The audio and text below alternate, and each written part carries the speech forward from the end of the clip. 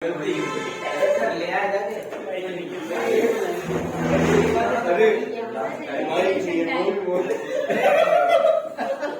देखो आवाज नहीं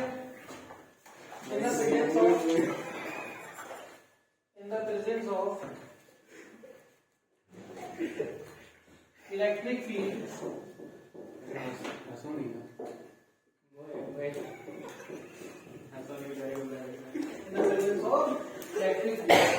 बिहेवियर ऑफ कंडक्टर। किसकी बात हो रही है बच्चों? Behaviour of conductor.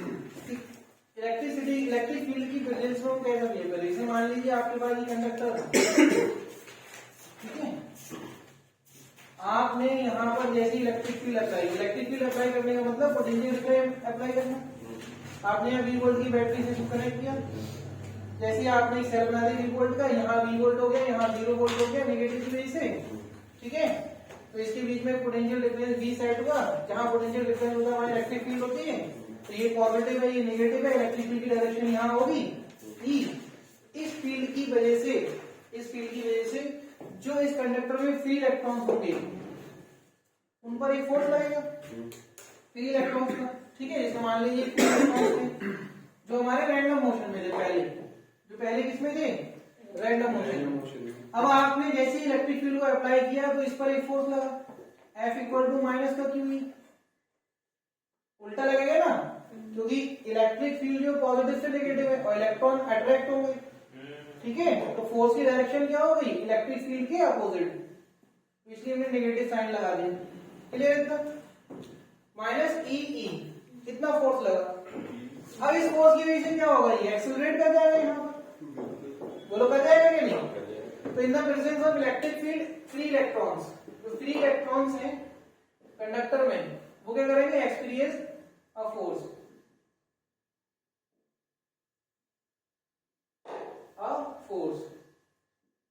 F equal to minus का EE, ये वाला फोर्स, ठीक है। अच्छा, फोर्स इस ये इलेक्ट्रॉन है तो इसका अपना मास भी है, तो इसमें एक्सेलरेशन आएगा। तो एक्सेलरेशन ऑफ इलेक्ट्रॉन, अगर हम एक्सेलरेशन की बात करें तो F1m माइनस का E upon m into E, ये इसमें एक्सेलरेशन आ गया, ठीक है। क्लियर है इतना? तो इलेक्ट्रिक फील्ड की प्रेजेंस में जो इलेक्ट्रॉन्स होते हैं वो ड्रिफ्ट हो जाते हैं, मतलब एक्सेलरेट कर जाते हैं, ठीक है। अब इस एक्सेलरेशन से एक्सेलरेट करेंगे तो इनके पास कुछ वेलोसिटी आ गई, और जैसे ही जब वेलोसिटी आई मतलब एक्सेलरेट करके ना, पहले एवरेज थर्मल वेलोसिटी क्या थी? 0। अब एवरेज वेलोसिटी 0 नहीं होगी, एवरेज थर्मल जो है वो अभी भी 0 होगी, लेकिन इस एक्सेलरेशन की वजह से कुछ ना कुछ एवरेज वेलोसिटी निकल कर आएगी। उसी वेलोसिटी को हम बोलते हैं ड्रिफ्ट वेलोसिटी। क्या बोलते हैं उसको? Drift velocity. जब ये इलेक्ट्रॉन्स इलेक्ट्रिक फील्ड नहीं थी तब भी मोशन में थे, तब रैंडम मोशन था, एवरेज स्पीड क्या होगी? 0। मतलब ये मूव नहीं कर रहे थे एक जगह से दूसरी जगह, हम ये मान रहे थे क्योंकि एवरेज हर एक की 0 है ना। अब इलेक्ट्रिक करंट कब फ्लो होती है? जब इलेक्ट्रॉन मूव करते हैं। अब देखिए कैसे मूव करेंगे, जब आपने पोटेंशियल डिफरेंस को सेट किया मतलब इलेक्ट्रिक फील्ड सेट होगी। इलेक्ट्रिक फील्ड में इलेक्ट्रॉन्स पर, जो फ्री इलेक्ट्रॉन्स है उन पर एक फोर्स लगाया, अब फोर्स की वजह से इलेक्ट्रॉन मूव कर जाएंगे, मतलब फोर्स है तो एक्सेलरेशन है, एक्सेलरेशन है तो उसके बाद स्पीड या वेलोसिटी हम बोल सकते हैं, ठीक है। वेलोसिटी है, अब जब वेलोसिटी उसके बाद है तो एवरेज 0 तो नहीं होगी, कुछ ना कुछ तो होगी, थर्मल अभी भी 0 होगी, लेकिन इस एक्सेलरेशन की वजह से इसके पास कुछ ना कुछ वेलोसिटी आ जाएगी। उस वेलोसिटी से ये इलेक्ट्रॉन यहां से यहां तक मूव कर जाएगा, ठीक है। जब ये इलेक्ट्रॉन ऐसे मूव करने लग जाएंगे इसका मतलब करंट फ्लो होने लगेगी, ठीक है। बात समझ में आ रही है? तो इसी वेलोसिटी को हम ड्रिफ्ट वेलोसिटी बोलते हैं, ठीक है। इस पर क्वेश्चन भी आते हैं, अभी इसका अपने रिवीजन देख लेते हैं। अब देखिए ड्रिफ्ट वेलोसिटी क्या होती है, इसी में अगर हम बात करें डेफिनेशन, हाँ ड्रिफ्ट वेलोसिटी, ठीक है। ये नोट कर लिया? नहीं, चल note Leo.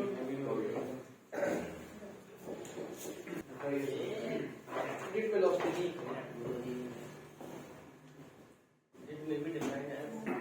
it is defined as the velocity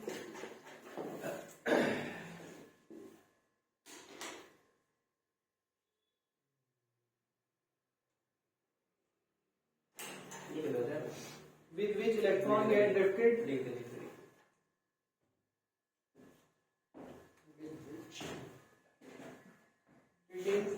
define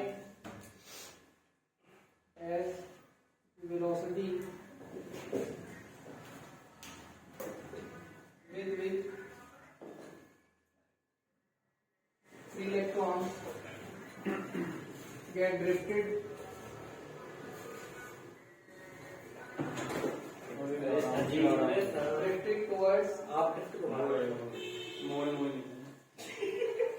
towards the positive terminal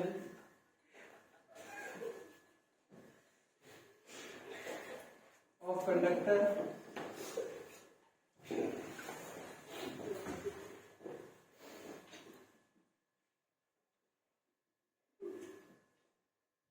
due to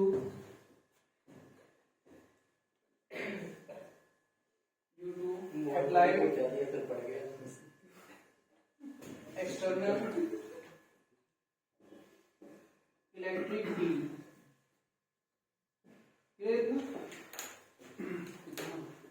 ठीक है। अब जैसे अगर हम एक इलेक्ट्रॉन की बात करें, सिर्फ एक इलेक्ट्रॉन, ठीक है, एक इलेक्ट्रॉन इस एक्सीलरेशन से एक्सेलरेट करा, वो कंटिन्यूअसली एक्सेलरेट क्यों नहीं कर रहा, टकराएगा भी बीच बीच में, ठीक है। बहुत सारे फ्री इलेक्ट्रॉन्स हैं, एटम्स हैं, तो उनसे वो टकराएगा। कोलिजन जो पहले हो रहा था वो अभी भी होगा, कोलिजन जो पहले था वो अभी भी होगा, ठीक है, लेकिन वेलोसिटी अब चेंज हो जाएगी, ठीक है। तो अगर हम देखें बिफोर फर्स्ट कोलिजन, मतलब velocity attain during first collision तक जो वेलोसिटी को अटेंड करेगा वो क्या होगी, v1 इक्वल टू u1 जो थर्मल स्पीड थी उसके पास, प्लस a t1 वो टाइम जो फर्स्ट कोलिजन के बीच में था, ठीक है। यहां से मान लीजिए ड्रिफ्ट हुआ इस साइड और यहां कोलिजन हुआ, तो टाइम कितना लगा t1, इस पॉइंट पर उसकी वेलोसिटी तो होगी v1, कोलिजन के बाद ये वेलोसिटी तो रहेगी नहीं अब, ठीक है, होगी क्या, नहीं, ठीक है, हाँ, मतलब थर्मल स्पीड होगी अब इसके पास, लेकिन फिर ये क्या करेगा, एक्सेलरेट हो जाएगा a से, और फिर कहीं कोलिजन होगा तो टाइम लगेगा t2, अब इसकी स्पीड होगी v2, होगी कि नहीं।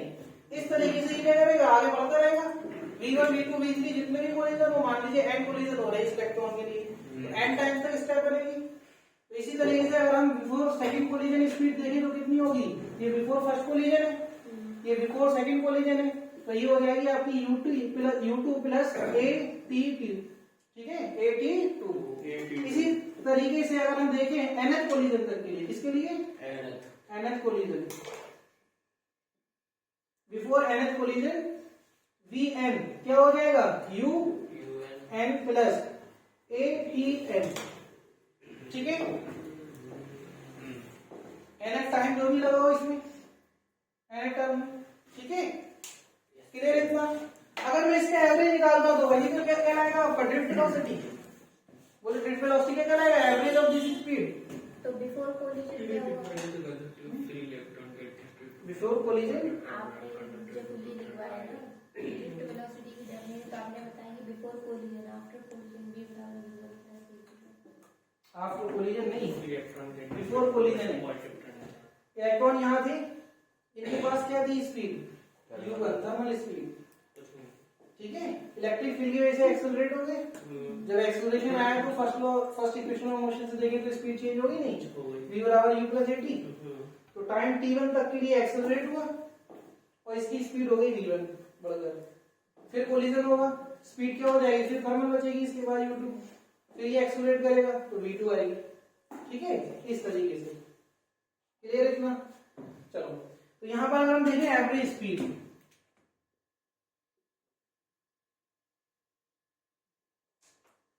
एवरेज वेलोसिटी की बात चल रही है, एवरेज वेलोसिटी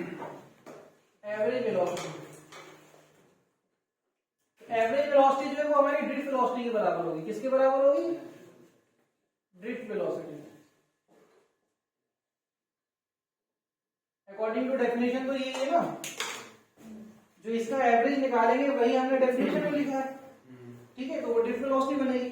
तो अगर हम देखें drift velocity vd equal to average, और एवरेज अगर हम निकालें तो ये आ जाएगा v1 plus v2 plus up to vn upon n number of collision, n क्या है, नंबर ऑफ कोलिजन। आगे देखिए vd, v1 की वैल्यू क्या है, u1 plus u2 plus up to un upon n, thermal को हमने अलग लिख लिया, प्लस टाइम वाले टर्म्स में ए कांस्टेंट है, बाहर ले लो T1 plus T2 plus up to Tn upon n, यही तो है। और ये हमारा क्या एवरेज थर्मल स्पीड, ये एवरेज थर्मल वेलोसिटी, स्पीड नहीं एवरेज थर्मल वेलोसिटी, और ये एवरेज थर्मल वेलोसिटी जो है वो क्या है आपकी 0, कल पढ़ा था 0 है रैंडम मोशन की वजह से। तो अब आप बताइए ये क्या बना आपका a into T1 plus T2 plus T3 up to Tn upon n, क्या बना ये जीपी, बहुत आई हो कल ही पढ़ा है, रिलैक्सेशन टाइम टाउ, क्या बना ये हाँ टाउ। अब अगर देखें आप एक्सेलरेशन वेक्टर, ये भी वेक्टर, टाउ हमारा टाइम स्केलर है, तो डायरेक्शन दोनों की क्या होगी सेम, तो वेक्टर फॉर्म में लिखेंगे vd vector is equal to tau into a vector, हम लिख सकते हैं टाउ a की वैल्यू क्या होती है e अपॉन m, तो ये हमारे पास ड्रिफ्ट वेलोसिटी निकल कर आ गई, ठीक है। और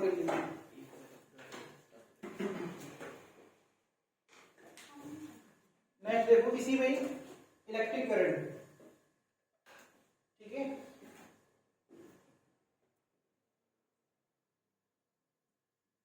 कितनी करंट फ्लो हो रही है, ये फिर हम बोल सकते हैं इलेक्ट्रिक करंट और ड्रिफ्ट वेलोसिटी में रिलेशन, ठीक है, relation between drift velocity and electric current, ये ठीक है। ये जो कंडक्टर है इसका एरिया ऑफ क्रॉस सेक्शन ये है, एरिया ऑफ क्रॉस सेक्शन की बात करें तो ये a है और इसकी जो लेंथ है वो l, ठीक है, और इसमें जो नंबर डेंसिटी है वो n है, n क्या है आपकी नंबर डेंसिटी, ठीक है, number of electrons per unit volume, clear इतना, ये आपके पास n दी हुई है। अब आप ये बताइए इलेक्ट्रिक करंट क्या होती है, इलेक्ट्रिक करंट होती है किसी भी क्रॉस सेक्शन की अगर हम बात करें तो इलेक्ट्रिक करंट इस डायरेक्शन में इस टाइम, ठीक है, तो इलेक्ट्रिक करंट की अगर डायरेक्शन ये है तो हम इलेक्ट्रिक करंट की बात करें तो I इक्वल टू क्या Q upon T, T time में जो भी चार्ज इस क्रॉस सेक्शन को पास करेगा क्रॉस करेगा वो क्या हो जाएगी इलेक्ट्रिक करंट, तो I इक्वल टू क्या होगा Q अपॉन T, ठीक है। अगर हम बात करें Q क्या है यहाँ पर चार्ज, जो इलेक्ट्रॉन्स पास हो रहे हैं वो, ठीक है, कितने इलेक्ट्रॉन्स पास होंगे टी टाइम में, मान लीजिए ड्रिफ्ट वेलोसिटी vd से अगर ये ड्रिफ्ट कर चुका है तो टाइम कितना लगेगा एक इलेक्ट्रॉन को यहां से आने में, टाइम वो n अपॉन q, t बराबर एक्सेलरेशन तो है नहीं, ड्रिफ्ट वेलोसिटी कांस्टेंट है, एवरेज है ना, तो ये कांस्टेंट हो गई, ठीक है। बताइए क्या टाइम लगेगा,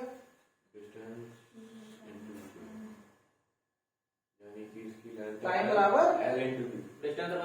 distance upon speed l upon vd, ये आ गया, ठीक है।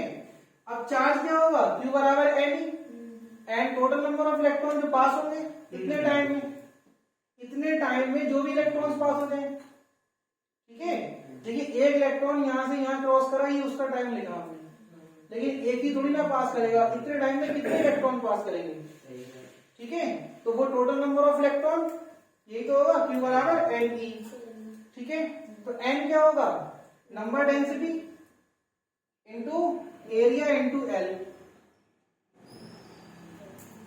Number density number of electrons per unit volume, इस वॉल्यूम में जितने कंडक्टर है सभी पास कर जाएंगे, भाई हमने तो लास्ट इलेक्ट्रॉन लिया है ना, ठीक है, ये इलेक्ट्रॉन की बात हो रही है लास्ट इलेक्ट्रॉन वाले की, और यहां से यहां तक जो टाइम लग रहा है इसका मतलब इस क्रॉस सेक्शन की बात हो रही है, ठीक है। मैंने समझाने के लिए ये बना लिया आपको, क्योंकि मेरे पास ये डिस्टेंस नहीं है, मेरे पास ये वाली डिस्टेंस है l, इससे हम टाइम मेजर कर सकते हैं, तो अगर हम इस क्रॉस सेक्शन को ही मेजर कर ले, यहाँ की बात करें करंट की, तो इसका मतलब सारे इलेक्ट्रॉन पास कर जाएंगे, तो इस कंडक्टर में टोटल कितने इलेक्ट्रॉन्स होंगे number density into volume, volume क्या है एरिया इंटू लेंथ, बाकी क्या बचा आपके पास इलेक्ट्रॉन, q बराबर n e, हो गया पूरा। तो ये हमारे पास l से l कैंसिल, I की वैल्यू आ गई n e a v d, ठीक है, ये हमारे पास बनी इलेक्ट्रिक करंट, इलेक्ट्रिक करंट और ड्रिफ्ट वेलोसिटी में रिलेशन। नेट वेलोसिटी की वैल्यूज क्या है हम यहाँ पर पुट कर सकते हैं एन ई ए, वीडी की वैल्यू क्या है E tau upon M, E tau upon M, तो ये हो जाएगा आपका I equal to N E square A E upon M tau, ठीक है। चलो भाई देखो क्वेश्चन देख लो इसका।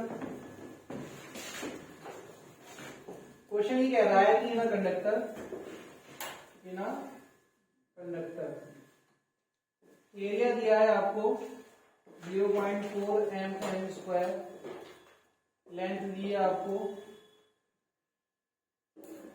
0.8 मीटर और नंबर डेंसिटी दी है 4 × 10 की पावर 28 इलेक्ट्रॉन्स पर मीटर क्यूब, ठीक है। ये नंबर डेंसिटी इलेक्ट्रॉन्स पर metre cube. Potential difference applied, ये आपको दिया है 4 वोल्ट,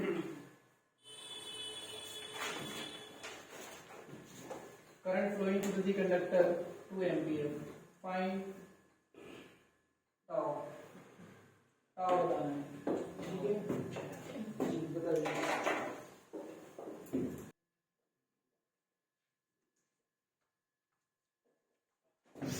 देखो क्या है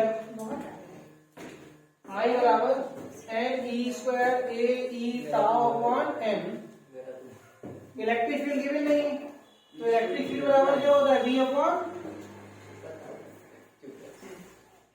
एल, ये ठीक है, यही तो होता है। चलो यहाँ पर रख दिया हमने, अब यहाँ पे क्या निकाला हमें टाउ, एरिया में थोड़ा इमेज पर उसमें क्यों दे रखा है तो ए हटा देंगे नीचे एल लगाएंगे, नहीं नंबर डेंसिटी अलग दी है, एरिया अलग दिया, समझे आप? ये वो नहीं टोटल नंबर ऑफ इलेक्ट्रॉन वाला नहीं है, ठीक है। सर तो मतलब जो डेंसिटी में दिया तो वॉल्यूम तो उसी में आ गया ना, ये एन है क्या, ये एन है क्या, इसलिए मतलब एक वॉल्यूम से गुजरने वाले नंबर ऑफ इलेक्ट्रॉन्स, ये दिया होगी एक बार यूनिट वॉल्यूम कितने इलेक्ट्रॉन, एन ये वही है नंबर डेंसिटी, ये जो एन हमने यूज किया एन क्या है नंबर डेंसिटी, मतलब number of electrons per unit volume. यहाँ तो हमने कैपिटल एन की वैल्यू फाइंड की, ये क्या है यहाँ पर कैपिटल एन इंटू जो क्यू है, क्यू बराबर है capital N into e, q, ठीक है, क्यू बराबर capital N e. Total charge N pass हुआ, एन की वैल्यू क्या होगी नंबर डेंसिटी इंटू वॉल्यूम, ये है, ठीक है। और नंबर डेंसिटी हम अलग से नहीं, ये अलग तो हम अलग पुट करेंगे यहाँ पे। आगे देखिए यहाँ पर हमें टाउ निकालना है, टाउ की वैल्यू निकालना है तो क्या हो जाएगा I M L upon N E square A into B, ठीक है ना। चलिए भाई पुट करिए सारी वैल्यू, आई की वैल्यू कितनी है 2 एम्पियर, एम की वैल्यू 9.1 इंटू 10 की power minus 31 into L, L की वैल्यू कितनी 0.8 अपॉन में क्या है एम, एन की वैल्यू दी है आपको 4 इंटू 10 की पावर 28 इंटू में क्या दिया है बोलिए ई स्क्वायर, मतलब 1.6 इंटू 1.6 इंटू 10 की पावर माइनस 34 नहीं 38 आएगा ना, 19 इंटू 19 प्लस 19 34, और क्या आएगा आपका ए, एरिया कितना दिया है 0.4 इंटू 10 की पावर माइनस 6 इंटू क्या दिया है आपको बी, बी क्या पोटेंशियल डिफरेंस 4 वोल्ट भाई 4 कट करेंगे तो क्या कट करेंगे, ये पॉइंट हटाओ ये पॉइंट हटाओ 4, इस 4 से ये 4 2 और 2 2 4 ये कैंसिल, ठीक है। बाकी आप सॉल्व करेंगे आएगा 9.1 अपॉन 4 इंटू 1.6 इंटू 1.6 होता है 2.56 इंटू में 10 की पावर कितना होगा माइनस 31, ये ऊपर जाएगा तो प्लस हो जाएगा, ये कितना हो गया 44, ठीक है, ऊपर जाएगा तो प्लस हो जाएगा 44 और माइनस हो जाएगा 28, फाइनल देखो पावर देखो कितना नेगेटिव आएंगे, ठीक है। माइनस की तो ये हो जाएगा आपका माइनस 28 44, जो भी आ रहा है देख लो, बाकी यहाँ सॉल्व कर लो, ये कैलकुलेट किया 18.2 सेकंड में आएगा, नोट करो।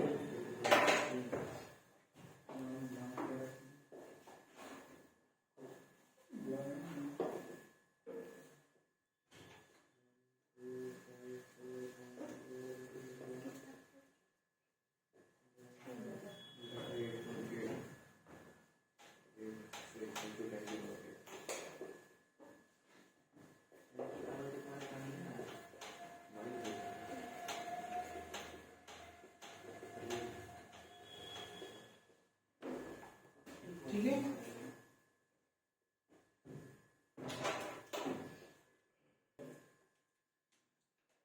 देखिए तो हम इलेक्ट्रिक करंट के बारे में पढ़ चुके हैं, है ना। इलेक्ट्रिक करंट के फॉर्मूले बताओ, I equal to M E A V D, M E square A E tau upon M, और एक formula M E square A tau V upon M into L. ठीक है, ये फॉर्मूले हमारे पास इलेक्ट्रिक करंट के हो गए। एक ऐसी छोटी सी टर्म और है, वो देख लो, इलेक्ट्रॉन मोबिलिटी। इलेक्ट्रॉन मोबिलिटी ये क्या होती है? Electron mobility is defined as the drift velocity acquired per unit applied external electric field. ठीक है, इसको हम म्यू से डिनोट करते हैं, तो it is defined as mu v d upon e, v d upon e. अब वीडी की वैल्यू बहुत सारी, ठीक है, ई टाउ अपॉन एम है, तो अगर हम यहां रखेंगे तो क्या आएगा, e tau upon M, e cancel हो जाएगा, ई टाउ अपॉन एम, तो ई से ई कैंसिल, कितना बचा, ई टाउ अपॉन एम। और वेलोसिटी और रखना है वैल्यू, करंट वाली रख दो, वीडी की वैल्यू क्या बनेगी, आई अपॉन एन ई ए, तो ये पुट करोगे तो क्या आएगा, आई अपॉन एम ई ए इंटू ई, ये आपके पास होगी। ऐसे आप जितने चाहे उतने रिलेशन यहाँ पर बना सकते हैं। क्लियर इतना? बताइए इसकी ऐसा यूनिट क्या होगी, ऐसा यूनिट निकाल लेंगे। हाँ, कैसे निकालेंगे, निकालेंगे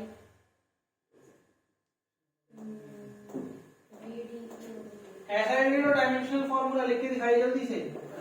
ऐसा यूनिट पहले वाले की -22 आ रही है, 8.8 into 10 -22। आप देख लो सर, माइनस 31 प्लस 38 और -28, यही ना, बस 38 में 7 बचे। 7 22, हाँ भाई कुछ और पावर है नहीं क्या, जेड प्लस का 44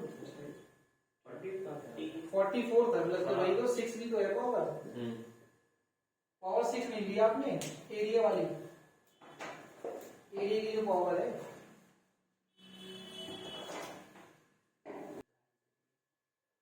तो जैसा कि डायमेंशनल फॉर्मूला आया आपको कितना, m इनवर्स T2a, तो ये आ जाएगा kilogram inverse second square ampere. ठीक है,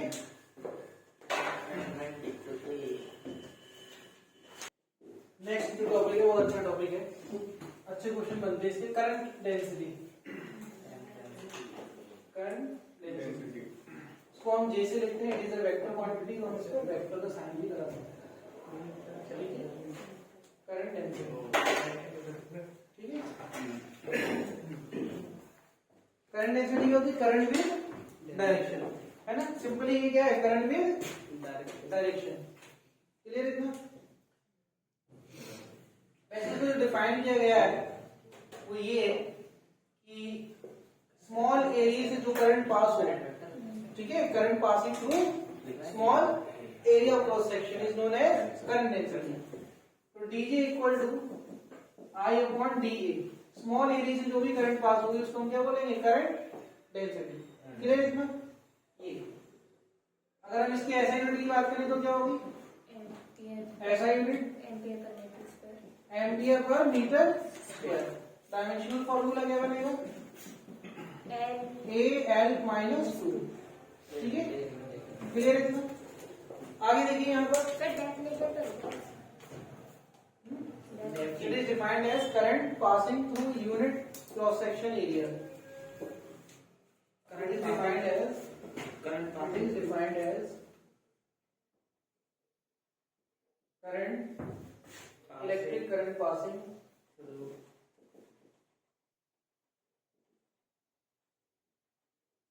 through unit cross section unit cross section area. ठीक है, तो स्मॉल एरिया से कितनी स्मॉल डेंसिटी पास होगी, DJ equal to I D. Clear था? आगे देखिए,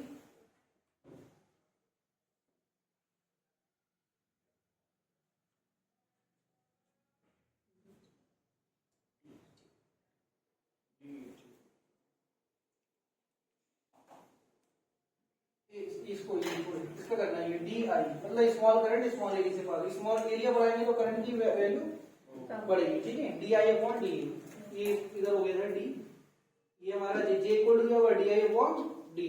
क्लियर है? छोटी सी करंट छोटे से एरिया। हाँ, तो यहाँ से देखिए और हम क्या फॉर्मूला इसका बना सकते हैं। जैसे हमने इसको अभी जाना था कि करंट डेंसिटी को हम क्या बोलते हैं, current with direction. Current density है क्या, सिंपली करंट विद डायरेक्शन, यही तो है। It is a vector quantity. ये क्या है, वेक्टर।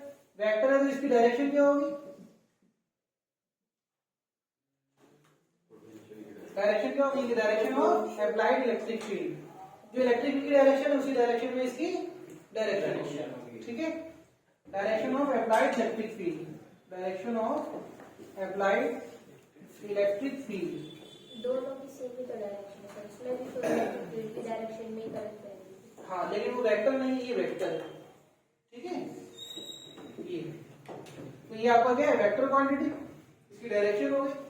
अब आप यहाँ से देखिए, अगर आपको आई निकालना है, मान लीजिए करंट डेंसिटी दिया हुआ है आपके पास, अगर आपको आई निकालना है तो आई कैसे निकालेंगे, I equal to integration of d I, ये हो जाएगा जे इंटू डी ए। ठीक है, इस फॉर्म में निकाल सकते हैं। दूसरी चीज आपको पता है जे भी वेक्टर और ए भी वेक्टर है, आई स्केलर है, तो आई स्केलर कब मिलेगा, दूसरा पॉइंट। एक पॉइंट ये हो गया, एक पॉइंट क्या हो सकता है, आई इक्वल टू हो जाएगा J into J dot A, मतलब हम क्या करते हैं, डॉट प्रोडक्ट करते हैं दोनों का। ठीक है, क्लियर इतना, नोट कर लीजिए। क्लियर इतना, देखिए क्वेश्चन देखिए क्या है। क्वेश्चन ये है, first question is J vector is equal to 2i plus 4j cap ampere meter square, ampere per meter square, and area of cross section is equal to 2i cap meter square. Find current. Find current क्या होगी बताइए।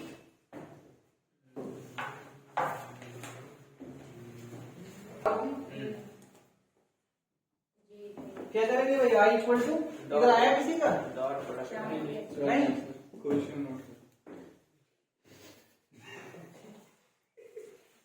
आई equal to क्या होगा, J dot A, तो ये हो जाएगा 2i plus का 4j डॉट 2i, यही तो होगा। तो कितना हो जाएगा भाई, आई का डॉट प्रोडक्ट होगा, आई जगह 0 हो जाएगा, 2 2 जा 4 एम्पियर। ठीक है, इसलिए ये क्वेश्चन ये होगा। ठीक है, if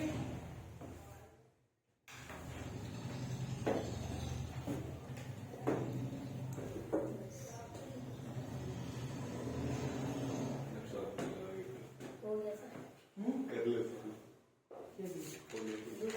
if in a conductor of radius capital R, current density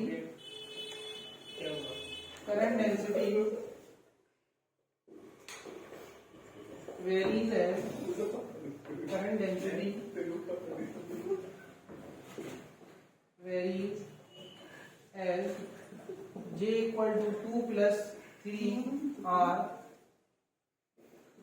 ampere per meter square, where R small R क्या है?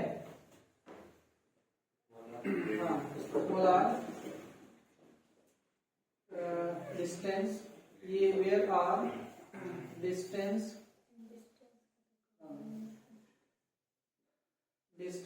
of a point from the axis, ठीक है, axis of the conductor.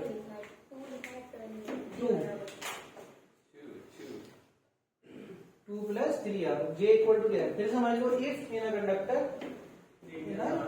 conductor of radius capital R, current density varies as j equal to 2 plus 3r, ठीक है, ampere per metre square, where small r is the distance of a point from the axis of the conductor. Distance है of a point from the axis of the conductor, ठीक है, clear इतना? कह रहा है find कीजिए, then find total current to the conductor. Find current passing through the conductor,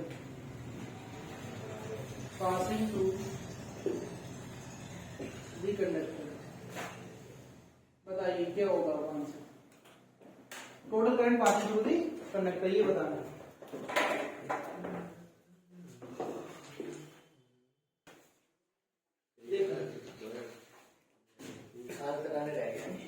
इसे आपके पास ये कंडक्टर दिया है, ठीक है, ये इसकी एक्सिस और ये.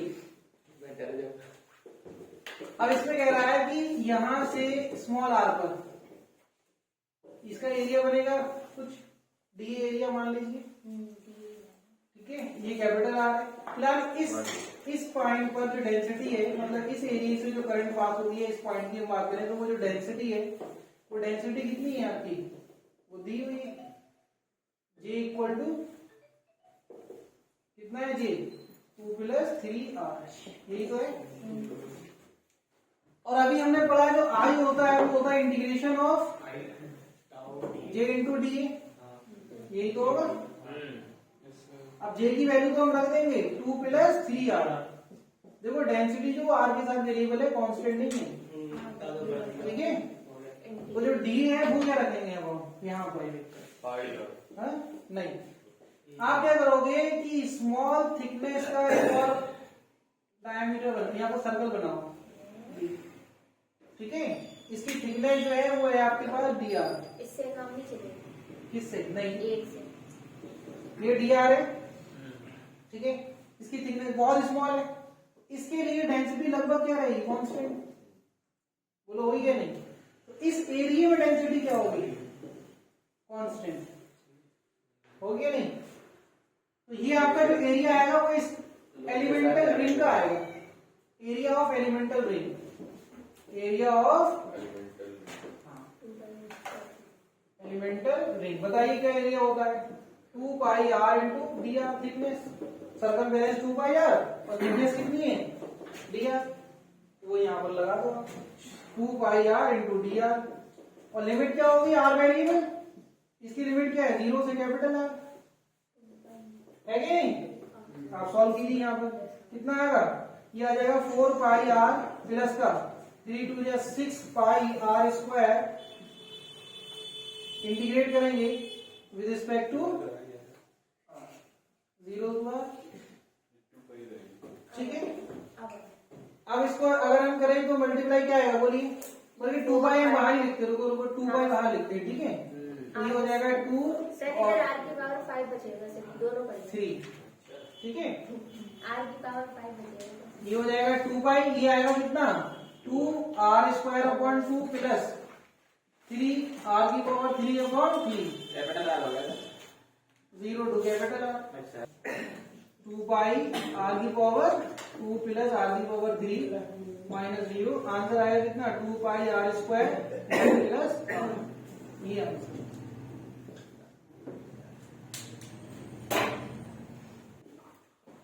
देखिए क्वेश्चन है आपके पास,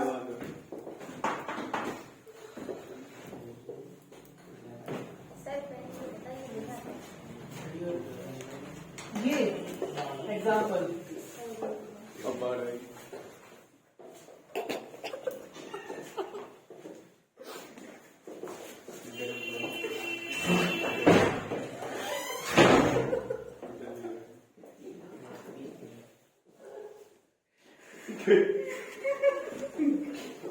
क्या करने गए? इधर ना फंसने गलत बात है।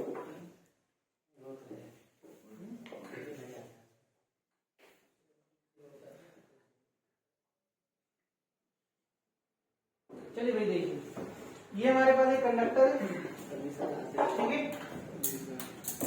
कह रहा है इस कंडक्टर में करंट फ्लो हो रही है आई। कितनी करंट फ्लो हो रही है? ये पॉइंट 1, ये पॉइंट 2। तो पॉइंट 1 और 2 पर किस किस चीज को रिलेट करना है आपको, ठीक है। ठीक है, फर्स्ट पॉइंट की अगर हम बात करें तो एरिया A1 A2, और क्या बात करें, current density J1 J2। Greater small बताना है। हाँ, third point drift velocity VD1 VD2, ठीक है। फोर्थ और क्या होगा, क्वेश्चन क्या है? इलेक्ट्रिक फील्ड E1, अरे इसमें रिलेट करना है किस पर कौन ज्यादा होगा, 1 पॉइंट पर कौन सा ज्यादा होगा, बराबर होंगे, ये दोनों बराबर हैं, ये कम ये ज्यादा, ये कम ये ज्यादा, ठीक है। इस तरीके से रिलेट करना है आपने, ये क्वेश्चन है, बताइए।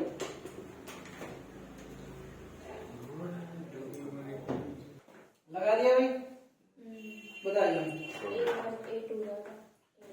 A1 कौन, A1 ज्यादा है कम? कम। पक्की बात है, देखने में ही लग रहा है।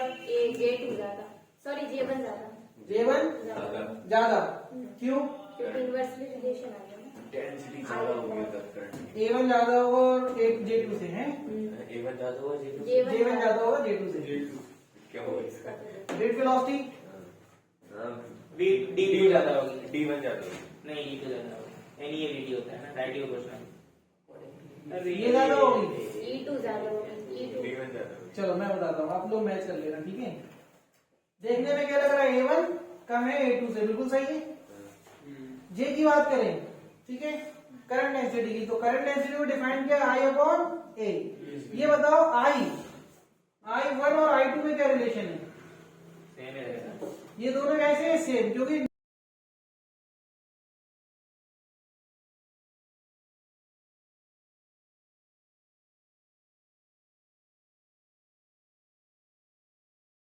इन होगा उतना ही चार्ज आउट होगा पर सेकेंड, तो इसका मतलब करंट क्या है, सेम। तो जब करंट सेम, एरिया वाला कम ज्यादा है तो करंट डेंसिटी क्या होगा, इनवर्स रेशियो होगा एरिया का, तो इसका मतलब ये ज्यादा होगा, ठीक है। ड्रिफ्ट वेलोसिटी की बात करें तो ड्रिफ्ट वेलोसिटी का रिलेशन पढ़ा हमने, I बराबर NEAVD, यही तो पढ़ा। यहाँ I कांस्टेंट, ये कांस्टेंट, इनवर्स रिलेशन आ गया, नहीं आ गया, मतलब VD1 ज्यादा होगा VD2 से। अरे ये तो इक्वेशन ऑफ कंटिन्यूटी भी पढ़ चुके हो, एरिया कम तो वेलोसिटी ज्यादा, भूल गए क्या? बर्नौली की थ्योरम में है, एरिया कम तो वेलोसिटी ज्यादा, इक्वेशन ऑफ कंटिन्यूटी भूल गए, इक्वेशन ऑफ कंटिन्यूटी, एरिया कम तो वेलोसिटी ज्यादा, ठीक है। तो वही चीज है, फिलहाल हम यहाँ इस रिलेशन से भी ले सकते हैं, ठीक है। दूसरी चीज देखिए, यहाँ से देखो इनवर्स आ रहा है ना, इलेक्ट्रिक फील्ड में क्या रिलेशन होगा, E2 ज्यादा होगी, E1 कम होगी। E2 ज्यादा होगी और E1 पक्की बात है, E1 ज्यादा होगी, D1 ज्यादा होगी, वो इधर से क्योंकि कम एरिया से इसको निकलना है, तो यहाँ वो वेरी क्लोज होंगी इलेक्ट्रिक फील्ड लाइंस, ठीक है, और यहाँ फादर होंगी, दूर दूर होंगी, तो E1 क्या होगी, हाँ फॉर्मूले से निकाल लो, बताओ करंट यहाँ से यहाँ जा रही है तो V1 ज्यादा होगा क्या नहीं, V1 ज्यादा होगा। और E बराबर क्या होता है V/N, तो बताओ डायरेक्टली प्रोपोर्शनल है क्या नहीं, तो E1 ज्यादा होगा E2, ठीक है, नोट कर लीजिए। दूसरी चीज आप ऐसे भी लिख सकते हैं, VD इक्वल टू क्या होता है E/M, VD बराबर E/M, VD बराबर E/M, यही तो है। तो यहाँ आप देख लो ड्रिफ्ट वेलोसिटी कौन सी ज्यादा है, VD1, तो E1 ज्यादा होगा, ठीक है। बहुत सारे रिलेशन है, किसी से कर सकते हो, इसके आंसर है, नोट कर लीजिए। एक क्वेश्चन और देखो अच्छे नहीं मान एक क्वेश्चन जैसे मान लो आपके पास यही वाला डायग्राम ले लें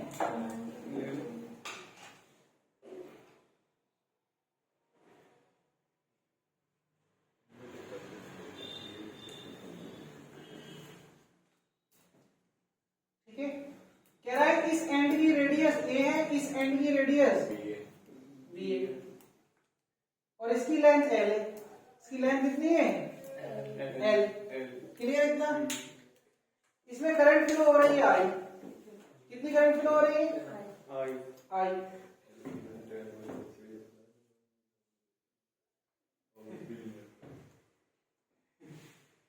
नहीं आता है चलो भाई तो कह रहा है आपसे इस एंड से find current density at distance x ठीक है फ्रॉम दिस एंड इस एंड से इस पॉइंट पर जो भी करंट डेंसिटी बनेगी वो बताना है आपने अच्छा इससे कितने चैप्टर हो गए फाइंड एक भी नहीं हुआ दिवाली complete। पढ़ा गया एक भी कंप्लीट नहीं हुआ find current density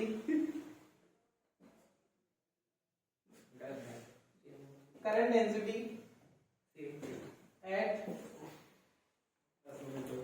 distance x from left hand from left hand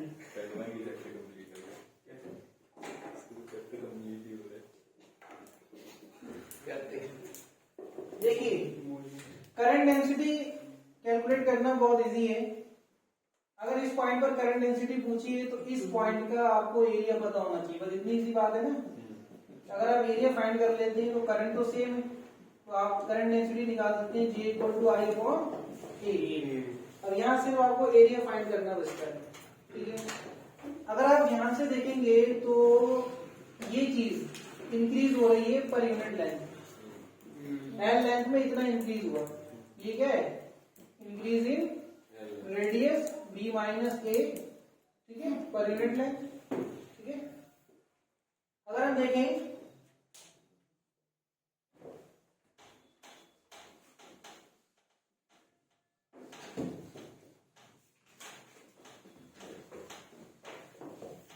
area के लिए आपको क्या चाहिए बच्चों रेडियस एरिया के लिए क्या चाहिए रेडियस और रेडियस अगर आप r यहां निकालते हैं तो उसके लिए आपको ये तो पता है कि इतना तो a है ये वाला निकाल लें जो इंक्रीज हुआ x डिस्टेंस पर तो सबसे पहले अगर हम देखें increase in radius per unit length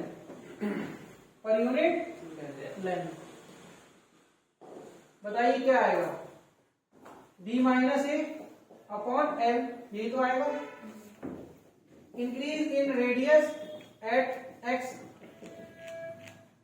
ठीक है ये for L length for length L length के लिए कितना इंक्रीज होगा सॉरी L नहीं x क्योंकि हमें x निकालना है ठीक है तो हम क्या करेंगे b - a/L into x multiply कर देंगे ठीक है ये इंक्रीज आया ये क्या आया इंक्रीज इन रेडियस तो रेडियस क्या बनेगी रेडियस ऑफ कंडक्टर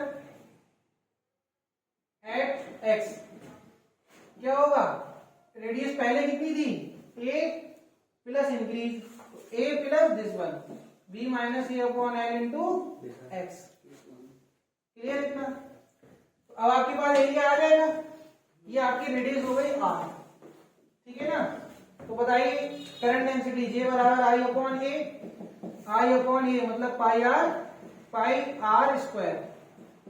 तो ये हो जाएगा आपका I/πr², इसका स्क्वायर कर दो a plus b - a/L into x का होल स्क्वायर ये आपकी करंट डेंसिटी है